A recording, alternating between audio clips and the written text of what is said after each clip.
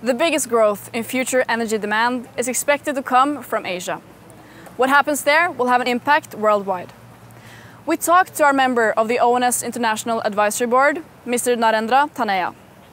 He is the chairman of Independent Energy Policy Institute, and he explains what we can expect from the energy development in India.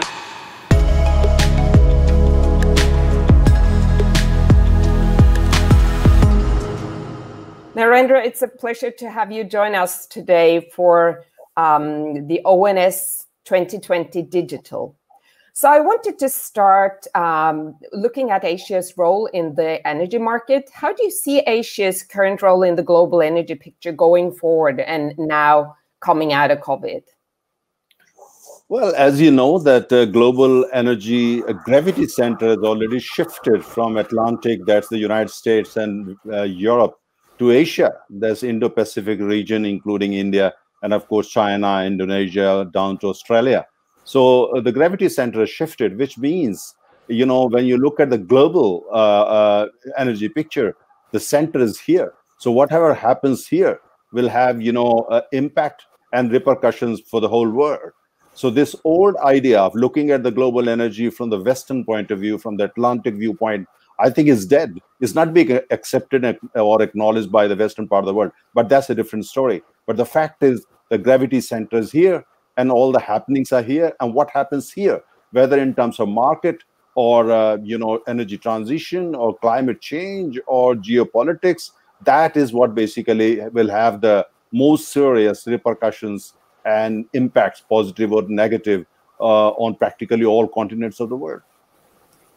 So I guess from that perspective, your perspective on that hasn't changed much prior to the pandemic and after, because the role of the region is still very important to the global energy picture.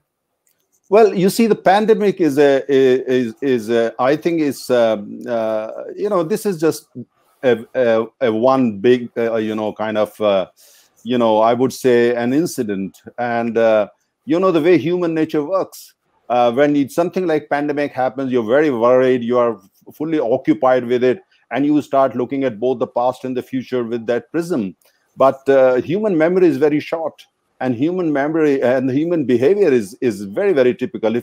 There are people claiming that post you know, pandemic, there are going to be big changes in terms of the energy landscape world over.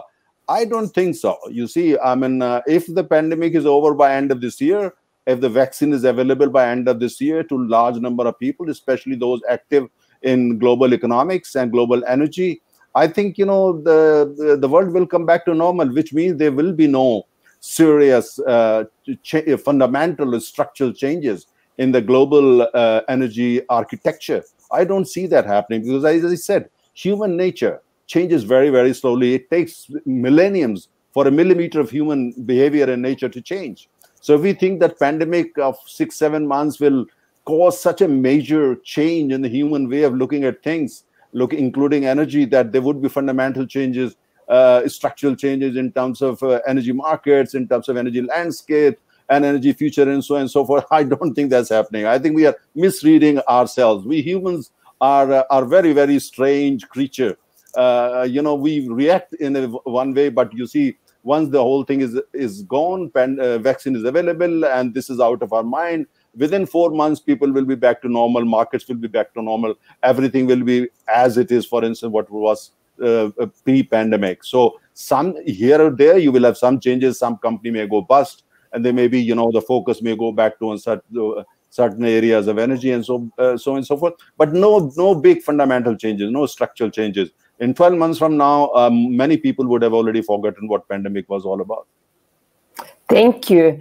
And with regards to the energy transition and the move to more renewable energy sources, there are varying opinions. Some say that this whole situation has speeded up that process, whereas others are saying it's slowing it down. What's your perspective on the energy transition and looking at Asia and maybe India specifically? Well, very interesting questions. My own senses and my analysis is that pandemic, the two major events have, you know, are going to have a negative impact in terms of energy transition. Number one is pandemic, because The focus has gone back to some extent on, conventional energy, on oil and gas and coal and so on and so forth. And many countries which were trying to basically fast track solar, wind, and new technology, new energy, and etc. They probably they've been adversely impacted, and which means basically they will have to postpone their plans for renewable energy, maybe 1 year, 2 years, in some cases even 5 years. But I think that the second biggest change is, of course, looks like more political, but it is also energy, and that's the rise of China. A rise of China not as a benign power, but rise of China as a hostile power. China has used pandemic period in order to, for instance, to expand the footprint of its economy, its political influence, its geopolitical influence, in some cases military influence. So China today, even at the time of pandemic, when the countries like India, Japan, Korea, all these countries are struggling, battling with coronavirus. But China has basically opened, military kind of confrontation with some of these countries, including India.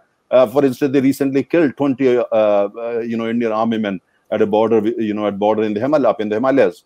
So they have problem with Japan, they have problem with South Korea, they have problem with Hong Kong, they have problem with Taiwan, they have problem with Vietnam, they have problem in Indonesia, they have maritime problem in many countries. So these are two major kind of developments. Pandemic, which again originated from China, its origin is Chinese. And secondly, of course, the rise of new China, which is more hostile, which is less benign, and which has made it very clear that if they look at pandemic as an opportunity to expand their economic and political agenda. And it has serious impact, on energy, because let me give you quickly two examples. Number one is, of course, they are pushing their agenda, using this as an opportunity. For instance, in Central Asia, in Iran, they just have promised $425 billion kind of cooperation with Iran. And if that China has a big influence on Iran, that will have a kind of, in turn, big influence on geopolitical equilibrium, energy equilibrium in the entire Middle East. If something happens of that size, if something happens of that magnitude in the Middle East, thanks to China or thanks to China-Iran relationship, that will impact the whole world, because energy, Middle East is a very, very important area when it comes to global energy supply lines, supply chains, and so on and so forth. So I think these two, when it comes to Asia, these two things are very important, both directly related to China, as I said, coronavirus with its origin China, and rise of new China, which is more hostile to most of its neighbors, including India, Japan, Korea, and all these countries, even to Russia. It's not being acknowledged yet, but wait for some time. Very interesting. I wanted to touch on energy poverty as well. I've heard you quote the large number of people in India living below the energy poverty line. What consequences do you think this pandemic likely will have for these people living in energy poverty, both in India specifically and on a global scale? Well, when you look at pandemic very carefully and look at, for instance, what pandemic has done to energy poverty and to climate change narratives and debates and expeditions or missions, the results are very, very serious.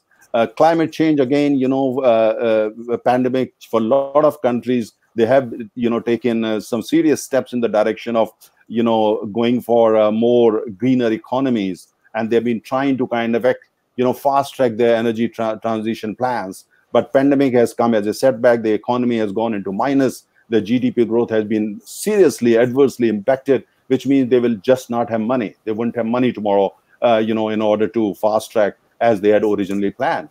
And at the same time, same thing comes for energy poverty.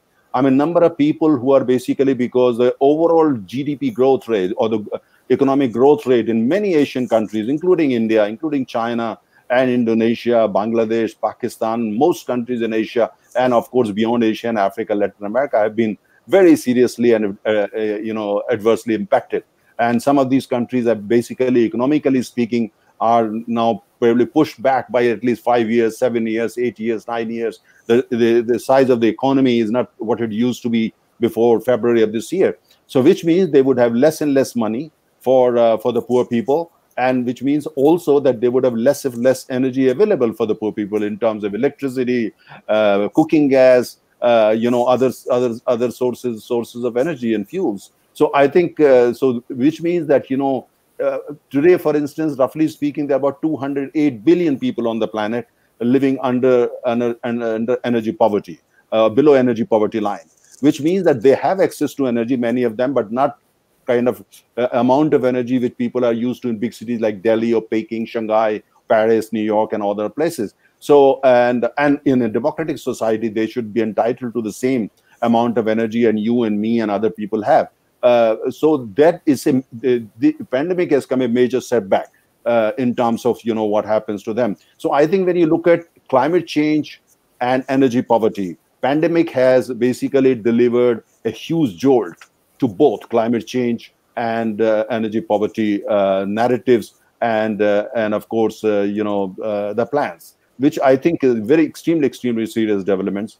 And other countries, those who can afford, will need to debate this globally. How do we basically, to the extent possible, can chip in and try to see if the world community as a whole can help those societies, help those countries, and so that they can go back to their kind of climate change agenda and anti-energy poverty agenda which they had originally planned. Thank you so much. Very interesting and very serious reflections indeed. Unfortunately, we have to wrap up a very interesting conversation. I wanted to end up with kind of a positive question. What do you see as the greatest opportunities in all of this for the energy industry globally? Well, I think, the opportunity is, the message is very clear that humanity as a whole need to think together, need to work together. This approach that, look, as long as my country is doing fine, my society is doing fine, I'm okay. Pandemic has conveyed one message that, look, you can't live in your own silo. The whole thing started from China, but the whole world is paying the price. We live in a highly globalized world. We live in an interdependent world. And we need to look at the energy sector also, energy space also, as an area where interdependence has to be the main mantra, has to be the main keyword.